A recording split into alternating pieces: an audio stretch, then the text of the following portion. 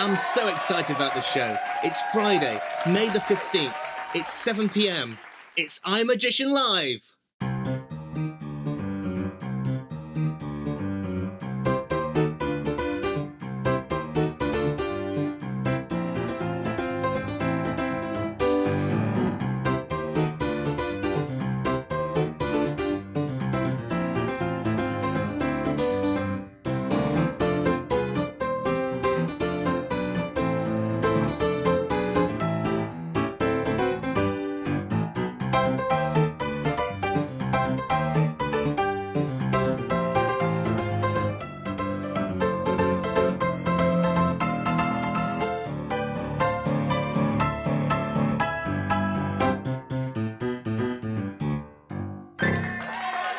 Welcome to iMagician Live Show 7, where this week we have got an exceptionally good show. We're very, very excited about it. And as always, I'm joined by my friends. We have Mr. Tommy Bond. Hi, Tommy. Hi, Jamie.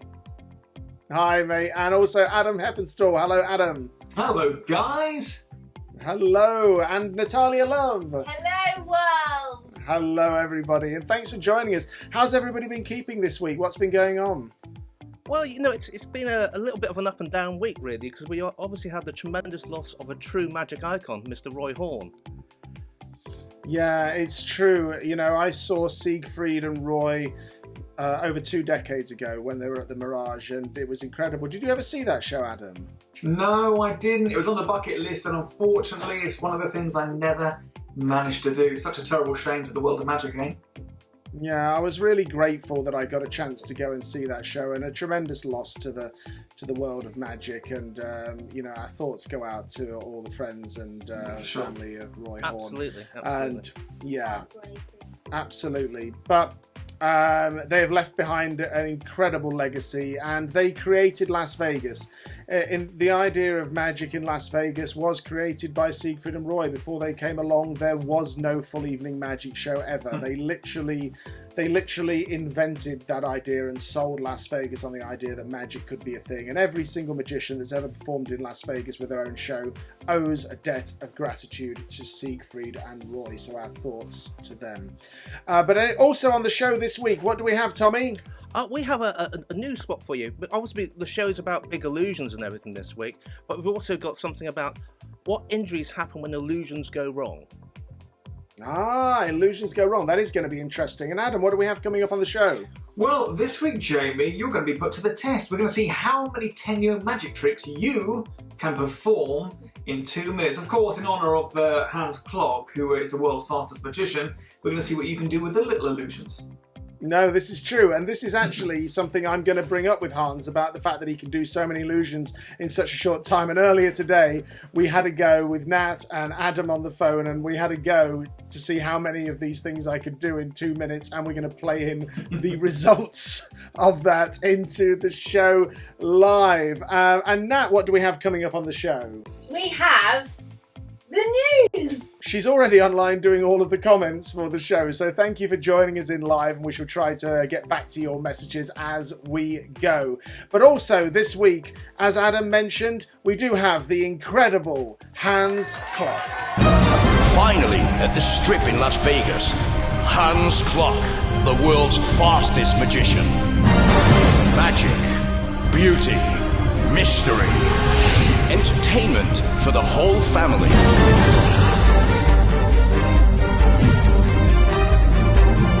The Master Magician, HANS KLOK, live at the Excalibur.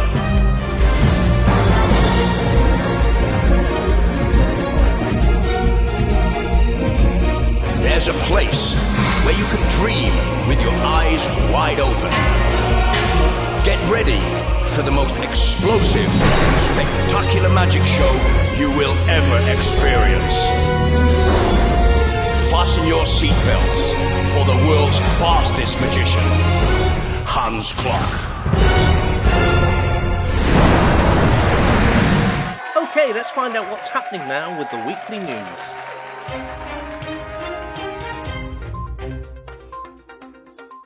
A very good evening. Our roving reporter this week, me, will be looking at magicians and how they've been affected by the surge of people drinking at home. Thank you very much. During these strange times in the world, many of us are locked away at home getting more and more bored every day. As a result, with nothing to do and with nowhere to go, the consumption of alcohol has increased dramatically, and this is having a serious effect on us magicians. This is true, and we're not talking butterbeer either.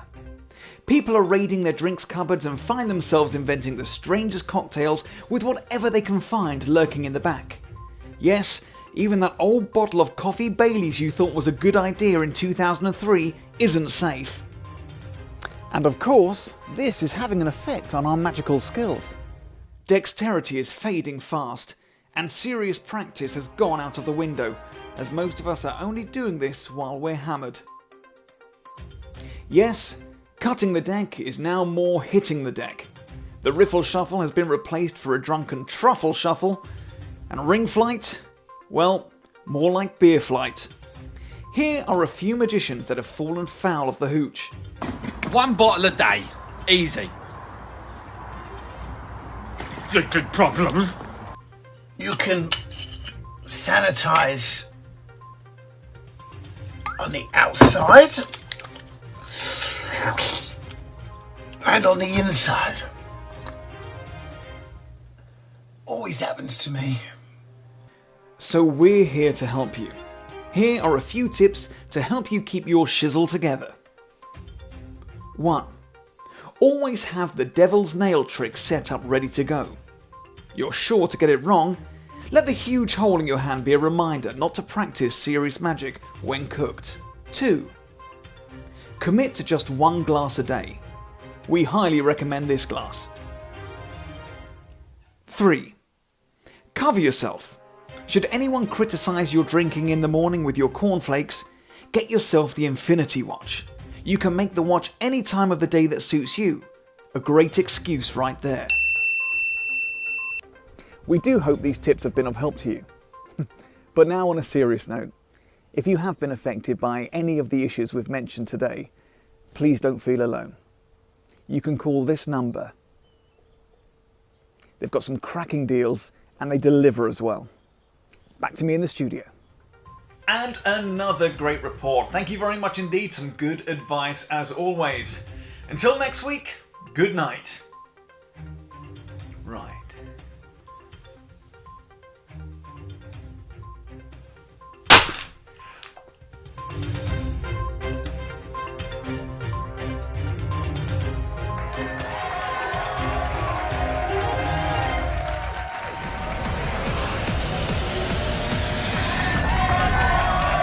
I don't know if you watched the episode last week, but we had the awesome Laura London, and she was telling us about how she'd injured herself on flash paper, and it got me thinking about all the injuries that, well, any performer for starters can have, but in particular the injuries that happen on stage with illusions. And I thought it would be fun to visit a few of the injuries that iMagician has collected over the past few years.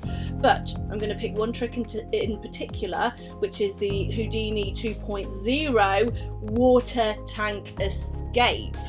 Now, our first victim was Amy Berry. Now, of course, we all deliver the tricks differently. We all perform them slightly differently, and Amy is very elegant, unlike myself. But Amy, we'll show you a photo in just a moment. If you're squeamish, I advise you don't look right now because these photos have stitches in them. Amy whacked her arm on the frame of the tank and split it during the performance, and like a trooper she kept on going, but she did have to go to hospital afterwards and get those stitches in. Amy, what a legend. The second person to injure themselves was actually me.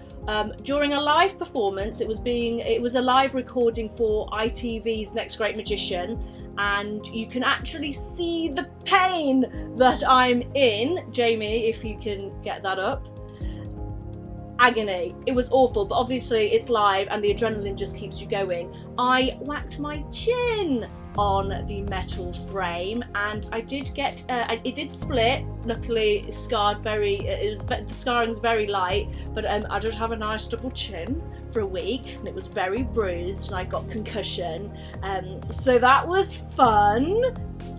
And our third person, who's the most recent, Holly England, who is from Las Vegas, recently injured herself performing that only this Christmas just gone when we were in Texas, and she probably did it the worst, and you will see again, maybe look away if you don't like cuts and bruises, but Holly managed to graze the whole side of her body whilst performing this, and again, like a trooper, just kept going until the very end, and then she walked off stage and it was awful, and it was one of those bruises that sort of gets worse by the hour, but again just kept going, bowed in agony no doubt, as we all did, and yeah, I think the problem with this trick is we perform it so quickly that the adrenaline always causes us to do such things, and we're going to show you a clip right now so you can see for yourself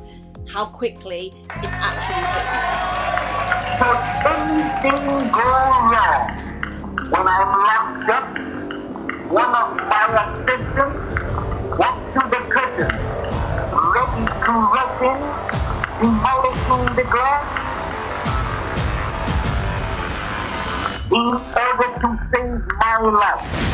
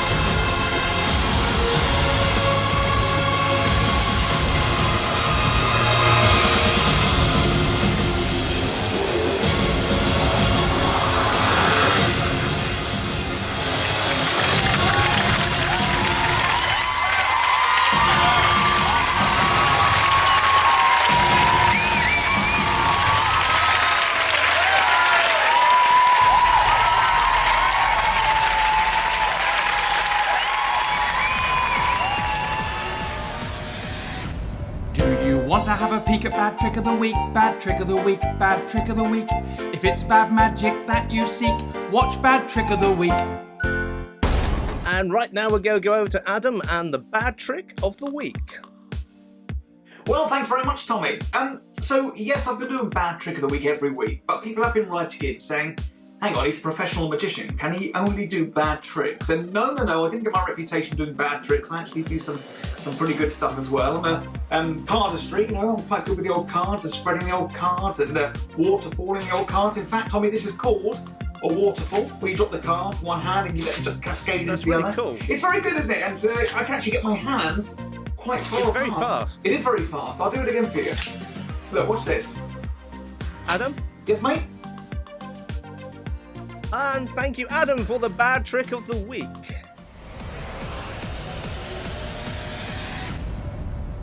If you're a fan of magic, join us on Wednesdays at 8 PM for our new live stream show, Magicians Doing Tricks.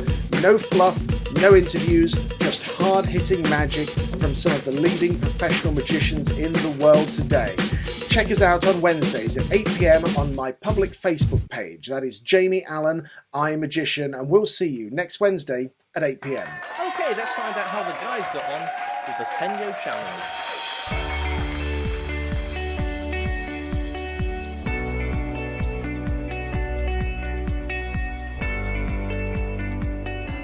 Now, early today, just before the show, I challenged Jamie to complete as many Tenyo magic tricks as he could in a 2-minute time span. We did this because, of course, it's a tribute to the world's fastest magician, Hans KLOK. Jamie took to the challenge. Let's see how he got on.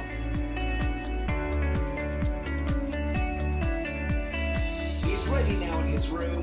Here we go. And we're off. Jamie seems to have started with Sidetrack. That's a classic 10-year piece of magic just there. Very rare as well. That was completed. Well done, Jamie. 10 seconds in. Next up, Jamie's picked up the Ninja Experiment. Again, very rare and very puzzling trick. Quickly demonstrated, Jamie. Well done, 19 seconds in. Next up, what's he picking up? Oh, this is Invisible Zone. This is the first pen trick. Great one. Create the centre of the pen to disappear and come back again. Third, what's he going for? Oh, this is Ultra Tube. Absolutely brilliant. Very rare, very, very expensive. Quick dice colour change just there. He's picked up now Geometric. Now, this is a classic again. Circle in the box, turn it over, and it's a square, and you get the two block shapes to push through. Well done, Jamie. 1 minute, 14 seconds to go. He's now picked up the Floating Lady. Again, a very, very rare and a very old one of the first 10-year tricks. That is the T91. He's picked up now, again, something completely different. The second pen trick. This is the Twister. Broken and restored pen trick there. Jamie, you're spending quite a bit of time on this one. Better crack on. There's 53 seconds to go. He's picked up now, oh, this is the Fantastico Quick Card Change. That's the T160. Next up to the Mystery Doghouse, one of the newer ones from the 10-year range. Here we have the Infinite Item. Now this is a very clever draw box. It keeps repeat. Oh, Jamie, you didn't do the full routine there. If there were points, they would have been off. 30 seconds to go. Now we have the Illusionarium. Very hard to get their hands on these. Lovely trick. You can fool yourself with that one time and time again. We've got 4D Surprise. This again is a very new one. 2012 trick by Luba Fielder, where you make the Statue of Liberty disappear. Look at that. Dice Explosion. Again, a very clever trick. Classic in the kids' magic sets. Onto the Blue Crystal and... you're not doing that one. Jamie's not doing that one. Okay, 3 seconds. Quickly. We've got the Finger Chop, and your time is up. Well done, Jamie. 14 completed. Congratulations to you. That is a job well done. It is such an incredible honour to bring this man to the show. Hans KLOK is world renowned. He is without doubt, in my opinion and the opinion of most of my friends, the greatest illusionist on the planet today. He has a tremendous insight to the art, and we're very, very excited to bring him here. Ladies and gentlemen, a huge cyber reaction for the one and only, the legendary Mr. Hans KLOK. Hi, Hans. Hi, Jamie. Thank you so much. Hi. Thank you. What an introduction. Oh, please, no, it's all true, you know. I've seen you live so many times, and since I saw the show, the Houdini Experience in London, I thought that was the greatest illusion show I ever saw. Oh, thank you so much. Certainly the most illusions I ever saw in one show. Well, it's actually, that's when people ask me, what's the best memory? I have a few. But one of them is the 6 weeks run at the Peacock Theatre at West End. It was really a dream come true, and I was proud of that show. You should be. It was just incredible. I loved it. Thank you. I was going to ask you, Hans, you made a change at one point from doing obviously television shows and smaller shows to having your own theatre show, and I wondered when that happened. You know, how long ago have you been touring the headline act as your own show? Well, I started in '98 doing my first full evening show, which is called Magic Live on Stage, because I love that title. It gives you a little bit of rock and roll feeling, Magic Live on Stage. And since then, actually, I was always touring, but in between, when I didn't tour, I did a lot of corporate work. I performed everywhere. I did a few circuses, which is also really nice. I like to perform in a circus because it's very difficult. Actually, that's the most difficult place for a magician to perform because you can't focus. The people are sitting in the round, but I love it.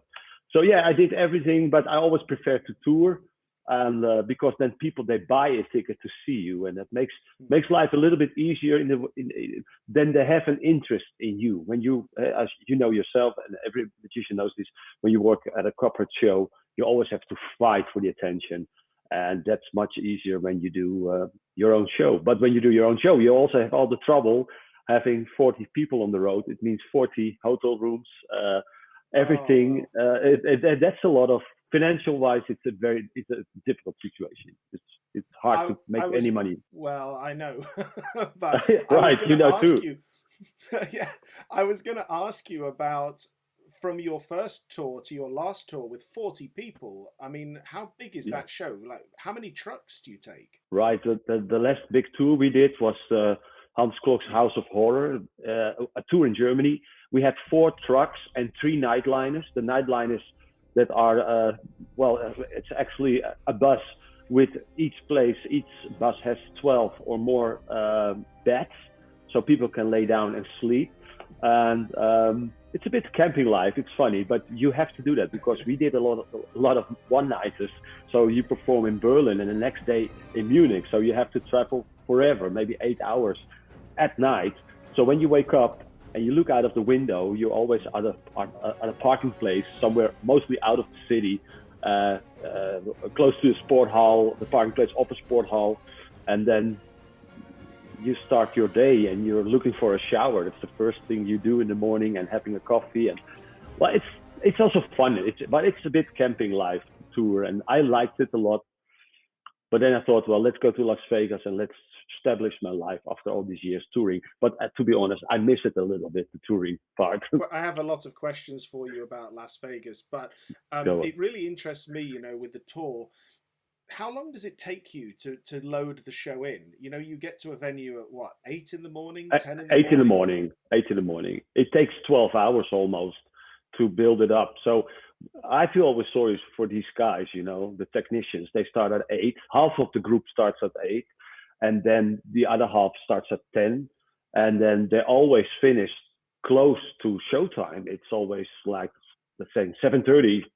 Then we supposed to be finished because the audience gets in the venue, and in between everybody has to eat. So one of the most, it's really a tip, whoever wants to tour in the future, take the best catering with you, what is possible, what is available. And of course that's a lot of money, but when you feed them well, the people, they stay happy. As long as they get good food and good drinks, then they are happy. We're going to have a quick look at some of your work, and we're going to play a little video now. Tommy, I think you've got that lined up. So everybody at home, you can check out here the awesome Hans KLOK.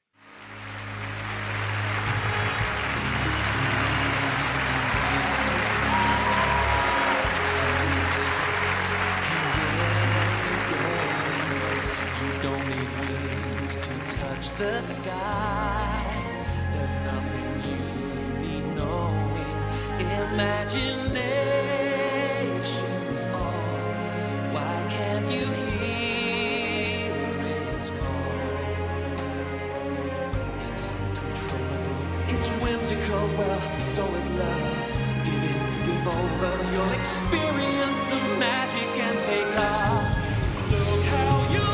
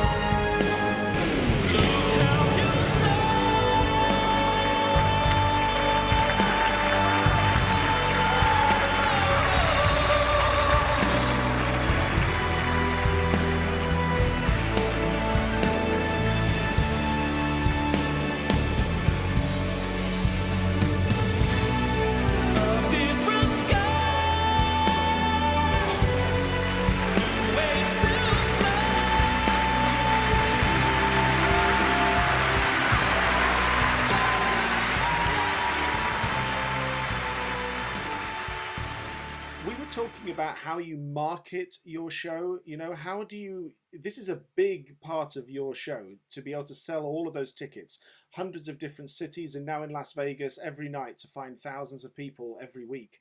You know, do you have any insight for people that are interested in this? How do you market a brand like yours? Because it is a brand. Yes, well, to market in Holland and in Germany and even in England, of course, you have to advertise, but first you should be a kind of brand. And this goes, of course, very slow. I was performing a lot of times on Dutch television shows. I did the Talking Telephone Numbers a couple of times in England. I did a lot of German TV shows. So slowly on, you get a name. So then you decide to tour, and then you think, then, yeah, it goes a little bit all by itself. But yeah, to give a clear answer to this. Well, okay, and let me ask you this. Do you think there was one television spot or one moment that it changed? Or was it just over time? No, it was over time. It went slowly. I was never an overnight success. I was never, it took me always years. But what I did in my life when I was very young, I made goals. I said, I want to do 2 television shows in Holland every month. So I was, in that time, you were still sending out videotapes with your act. And because variety was gone in the 90s in Holland, we had great variety stars like Fred Kaps and Richard Ross, great magicians. We had a lot of great acrobats, but they all left Holland, or, so when I start doing again an act, and at that time I worked together with a girl named Sita. Later on, she performed by herself when we split up after 10 years. But at that time, we were an overnight success, because when we did our first TV show, they asked us to do the next week another TV show, because the variety was so forgotten. We only had singers. So we were so different at that time. So then we were very lucky and then from Holland, we went to Germany, and then it felt a little bit like an overnight success. But of course, you have to count also the years before that you were really suffering and trying. And for years, I did close-up magic, which is not really my thing.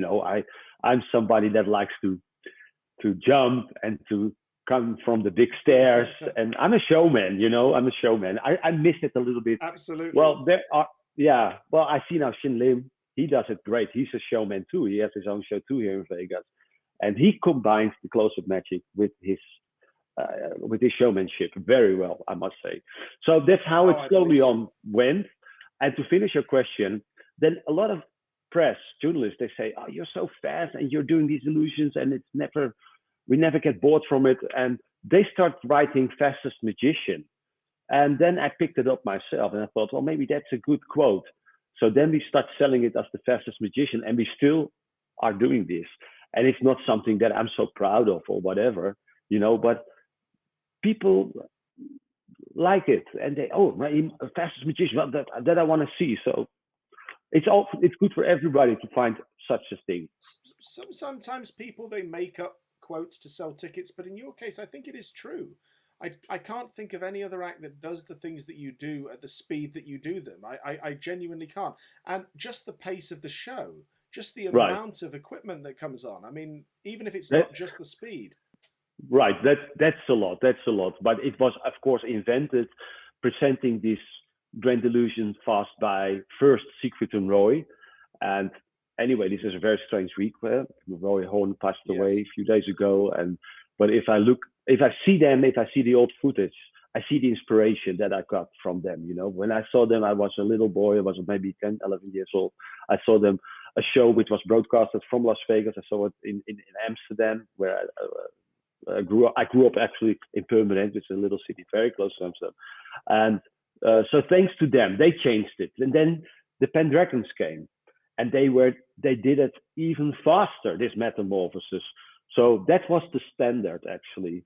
And when I came up, of course, in the beginning, you copy all the magicians, and then later on, you start having your own style, because you start to understand that you can't copy, that you have to be yourself. But yes, in terms of doing a lot in the 2 hours, I think that I'm the one that deserves that credit.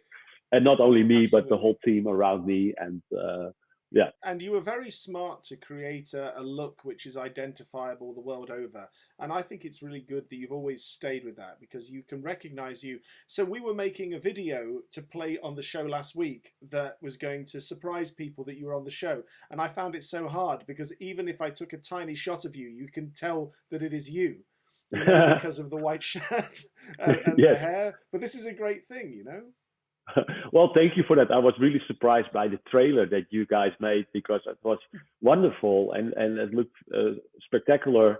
And it's for me also a lot of memories, you know, because the funny thing, but you must have the same, Jamie. You're not looking.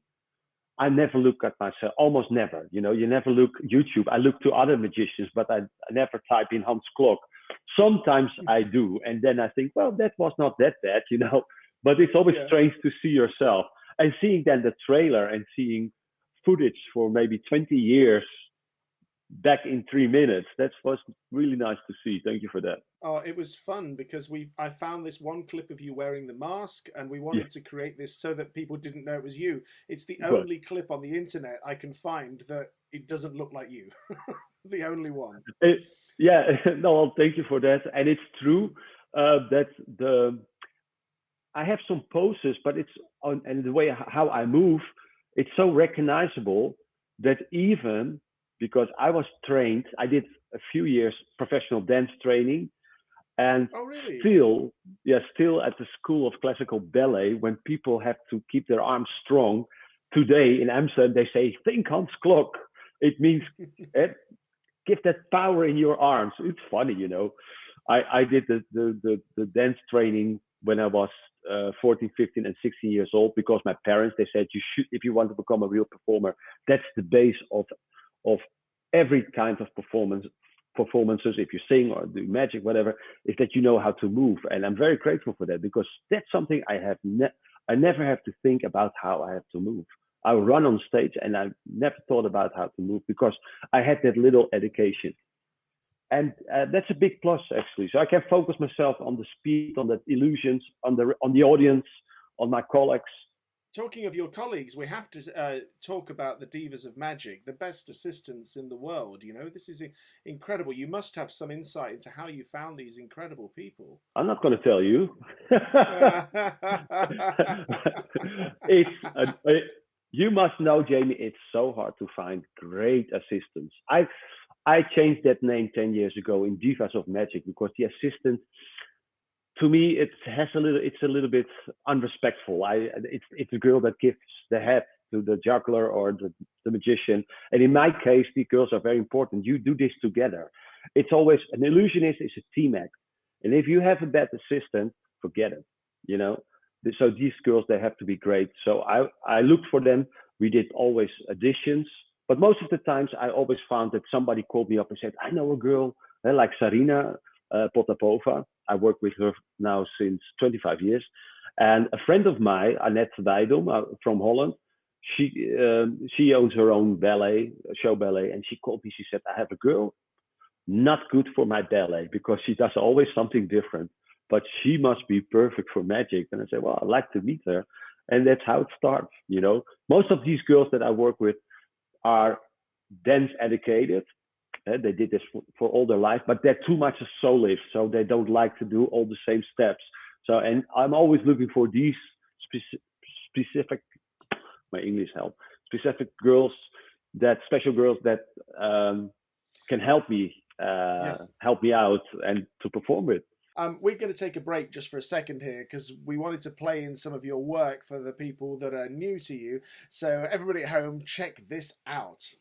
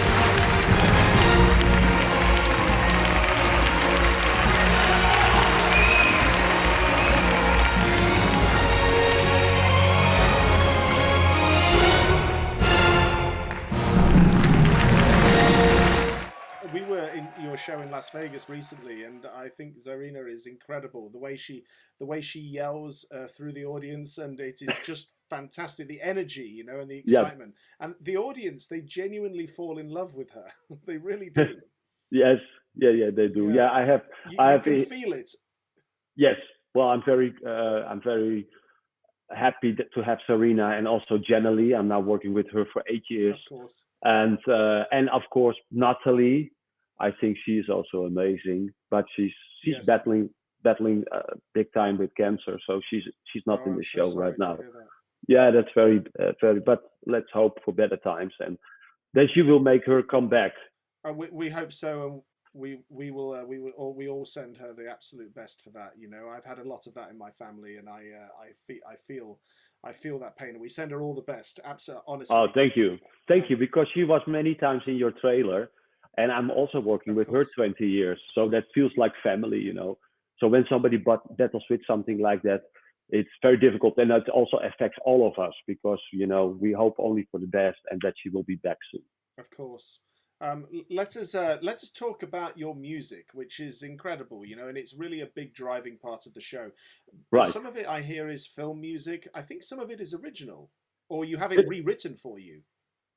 No, slowly on, I start doing more and more original music because I love the Hans Zimmer music. And the good thing in Europe is you can use all kind of music as long as you pay for it. But this is all very good done by organizations. In Holland, it's called the BUMA, and in Germany, it's called the GEMA.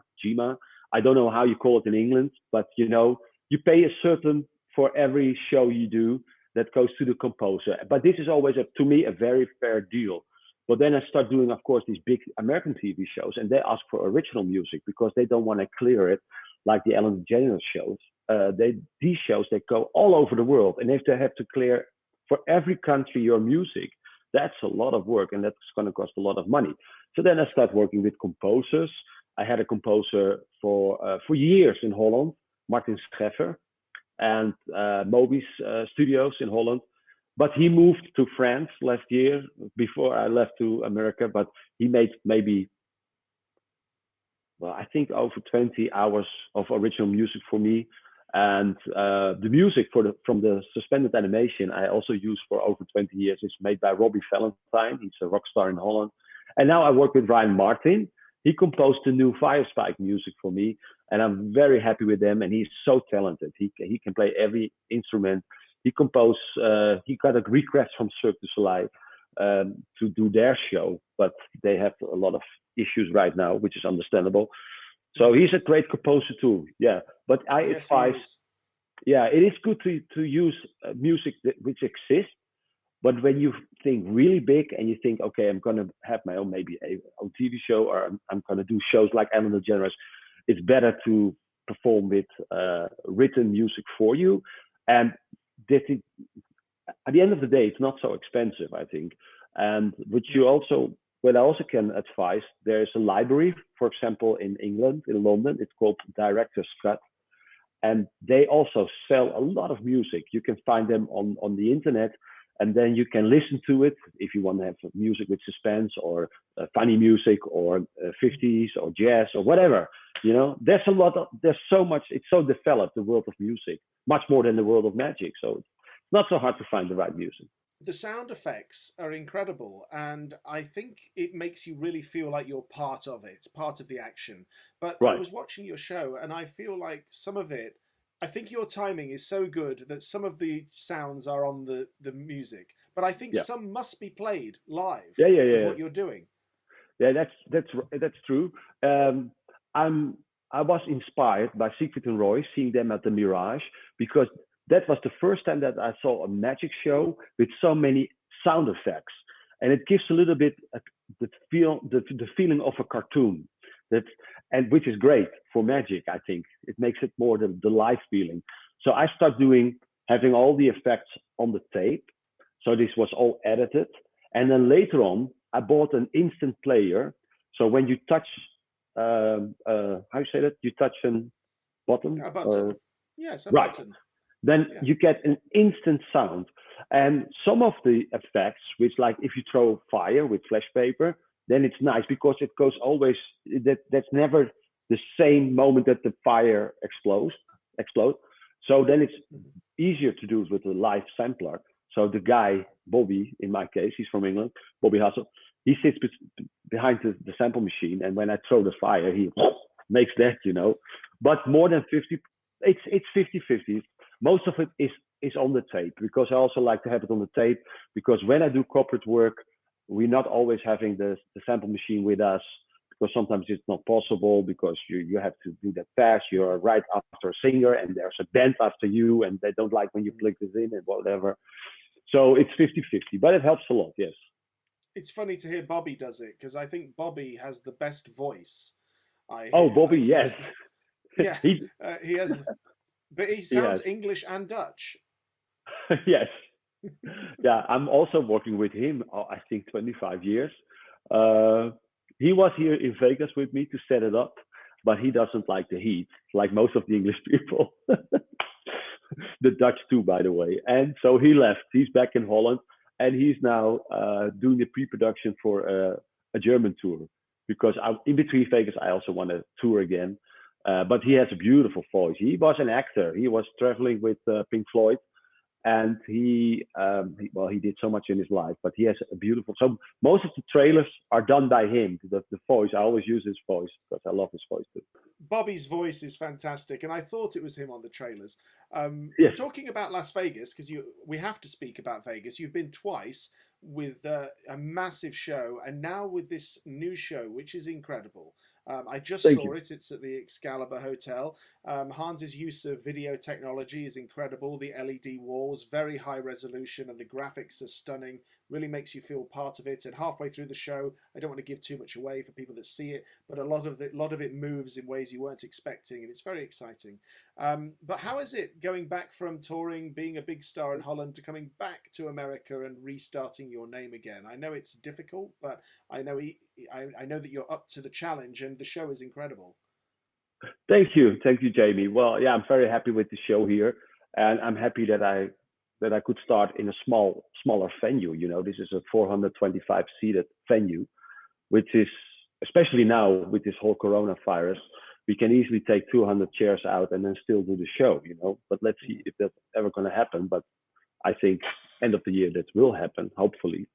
So I'm happy with that. But that's a good question. Yes, being a celebrity in a few countries, and then you go to America and nobody didn't know me anymore here. I did a lot of stuff. I was performing here in Planet Hollywood in 2007. Was lucky having Pamela Anderson for 6 months as my assistant. So that brought me a lot of publicity. We did 5 times Ellen DeGeneres show, Good Morning America. But this is all forgotten because time flies. Nobody knows it anymore. You still find it on YouTube. So, but I knew that. I knew when it was my dream to go back to Las Vegas, but I was sure that nobody wouldn't recognize me. So I had to start all over again. Like if I do an interview in Germany or in Holland, and then you are the name Hans KLOK, and everybody is excited about the fact that you're there. But here, I came to my first TV show, which was a local small TV show, talk show. And then somebody said, the magician, is he here already? I said, yes, here I am. So back from being a celebrity, you completely down to earth, being again the magician. But I knew that up front. I knew that. But I had to start somewhere. And in between, I'm always good with that. I was pushing everybody, the publicist and my manager, who's from Germany, pushing, try Ellen DeGeneres again. We did it 5 times before. So she must know me. She must remember. She's not crazy, So, and then slowly on, we get the invitation for Ellen after 6 months. And that was the 13th of March. And then that was a big success. But then 2 days later, we had to stop because of the corona. So I was very close to it. And I did a lot of some big TV shows, which still have to be aired. Masters of Illusions, 4 episodes, which is in America right now on TV. So I will get there, And life is not only about being famous. Life is about that I love my profession. I love what I'm doing, and I'm always busy with that. So people think that I live a kind of Hollywood life, but that's not true. I have nothing to do, and I have a lot of silks here. So yesterday I was trying to dye silk and in some colors, and I developed a lot of general magic right now, and training my skills with cards and everything else, like every magician should do. But of course, it was nice having the name and being recognized, and I also keep that going on in Europe. But I hope to build it up here again, and I think I deserve a place on the strip together with my girls and my team, because the art of grand illusions, especially here in Las Vegas, is a little bit forgotten. You absolutely deserve to be there. The speed of the show, it's exactly what a Vegas audience wants. That level of production. And you said before, oh, I have a smaller show. And it's not small, really. The show is big. It's very spectacular. Oh, yeah. The illusions are very spectacular. Maybe you will sell more tickets, but of course this will happen in a bigger room. But, Right. I think it is great. I had one question about your room, and this is just for me. All right. How did you get all of those illusions on the stage? Halfway through the show, you start to think, where are they coming from? Well, yeah, that's the biggest trick, actually, how to get the equipment on and off stage. Well, it's completely full backstage, and it's quite small backstage, and I share this room with 2 other shows, and so I'm hoping in the future for a better room, to be honest. I like the intimacy. I like that people, because I think we should, and say this to everybody, the publicist and everybody who's around me, sell it as this show is magic in your face. You can't sit any closer to a magic show than in my show right at the moment. It's a good selling point, but I'm only missing a little bit height. I can't use fire. I can't use water. I love to do the water substrate. The fire spikes without fire is not the fire spikes, to be honest, in my opinion. But still, we have a lot of success, and especially with the floating light bulb from Harry Blackstone, all these intimate things. Seeing that in a nightclub setting is amazing. So I'm grateful for that, and I think this is a good start. And not that I need a bigger audience, but I would love to have a little bigger stage, a little bit high. I want to say one thing about the light bulb, because I was sat maybe 3 seats from where it comes over, and it was incredible, because I've never seen this so close to people. Right. And it is truly, I think, is something people will remember. As Harry Blackstone said, something you'll remember the longest day you live. And I think it's true when you do that. I think that those people will always remember that. Thank you. Really, really Thank you. incredible. Yeah, I love that illusion. It's an amazing illusion. So you're always going to be known for grand illusions. I think beyond everything with the smaller magic, you will always go down in history as one of all-time greatest illusionists, and certainly the greatest around today. But you've done one thing which I've seen a few times on TV, where you present the most amount of illusions you can in 5 minutes, or certainly that's the way it appears. I wonder if you could tell us something about that, because I know in a moment we're going to look at it. Yeah, well, that's funny. Yeah, that brought me a lot of success, actually. We did it, first time that we did that was in Holland, and then it was picked up by so many countries. So we had to do it in a French television show. Then the Japanese television, they asked me to do it and to come over to Japan, but it was too expensive with all the equipment. So they came over with all the camera people and TV hosts, and then we filmed it in Amsterdam, in the legendary, our most prestigious theater, Carré in Amsterdam. Then the BBC asked me to do it in a show, a magic show. I don't know the name of the show, what it was, but it was great. The Magicians. The Magicians. The Magicians on BBC. Yeah. We did it live for BBC at the Magicians and received a standing ovation, which was very cool. So yeah, we did it quite a few times. And then the last show, because it's such a marketing strategy thing, we finished the show with it.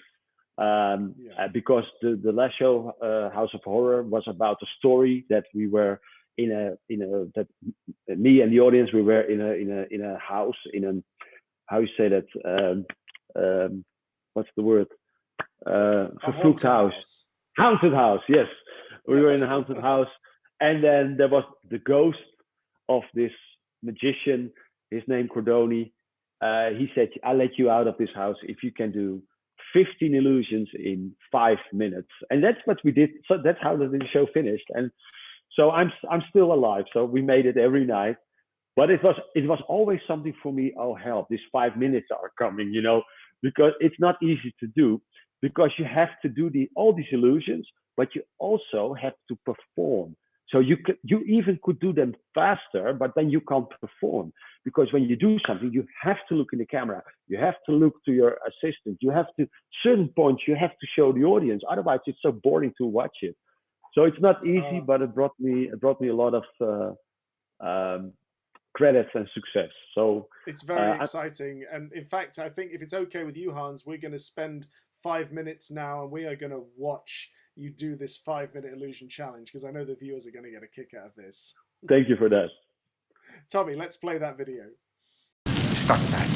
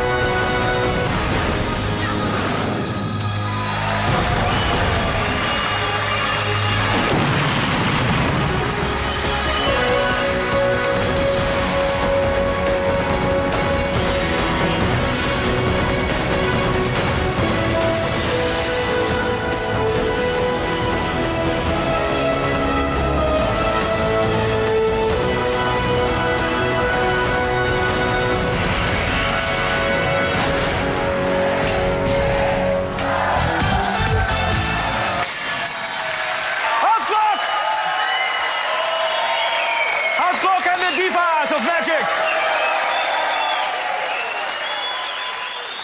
Hans, that was incredible, and I just want to thank you so much for coming on our little show. I know that we all have a little more time on our hands to indulge, but for us it is a big deal, for our viewers and the magicians that are watching, and also the general public that are big fans of yours. Thank you for spending your time with us today. I really do appreciate it. Well, thank you, Jamie. It was an honor, and it's nice having some recognizing from the Magic Society, which I had it a little bit, like Blackpool last year. That was amazing. And I'm very grateful for that. But yeah, it was nice to talk about, and I hope maybe people pick some stuff out of this. Sure. And I also want to thank my team. I certainly have the best people around me, assistants, technicians, and we all did it together. And anyway, thank you so much, and let's hope for better times, because my hair is growing and growing. It's going to be a whole new look when Hans comes out of this. And yes, he has the best team in the world. They surround him. Surround yourself with the best people and you become the best. And that statement is very true of Mr. Hans KLOK. So we thank you for spending your time with us today, Hans. And we shall say goodbye for now. And we look forward to seeing your new hair. Thank you. Thank you, Jamie. Okay. Thank you so much, Hans. Goodbye. Goodbye. What a great week it's been. And again, my thanks to Hans KLOK, a megastar magician, but also a tremendously nice man, and great of him to take the time. And I hope that you found that engaging. I know that I certainly did. Thank you to everybody involved in the show. Please look out for our new show coming at you on Wednesday. Coming Wednesday at 8 p.m. is going to be our new live stream show called Magicians Doing Tricks. So please look out for that on our Facebook page. Just great magic, fast-paced, no fluff. But we'll be back with plenty of this fluff on Friday with iMagician Live. We'll be back next week. Stay tuned for our guest announcements for next week's show. And also for now, I'm going to just say goodbye to everybody. So thank you. Tommy, are you there? I'm here. Goodbye, everyone. Look forward to seeing you all next week. Have a good one. Thanks for all the work, Tommy, as always, that you put into this show. And Adam. Hey, see you next week, guys. Yeah, thank you very much, Adam. And Nat. Goodbye, world! It's been a wonderful week, and really, I want to give some real thanks to Adam, Nat, and Tommy. I mean, we all do this, you know, for nothing and for the love of it, and we're all still having a great time. But, you know, those guys, they put in a lot of effort. Adam with all the work that you do on the news of the week, and of course, Tommy with all of the production work you do, and Nat in helping me collate this whole thing and putting it together. It's a real team effort. And if you've enjoyed it, please show your thanks. As always, follow us. Look on all the social media. Please follow us. There's not many people subscribing to the YouTube, so please check us out on YouTube as well. Go and look for all of our links everywhere, and we will be back next Friday night with iMagician live at 7 p.m. Thanks, everybody. We'll see you soon. Bye-bye.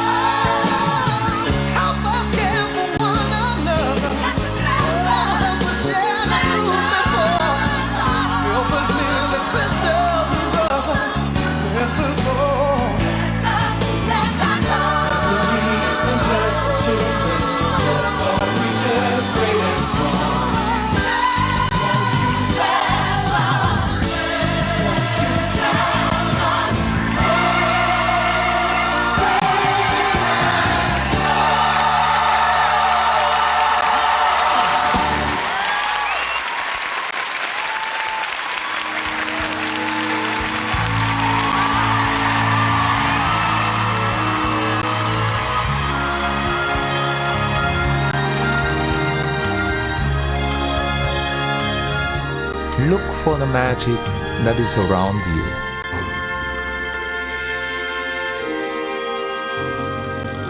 In nature, plants, flowers, and all the animals that share this planet with us.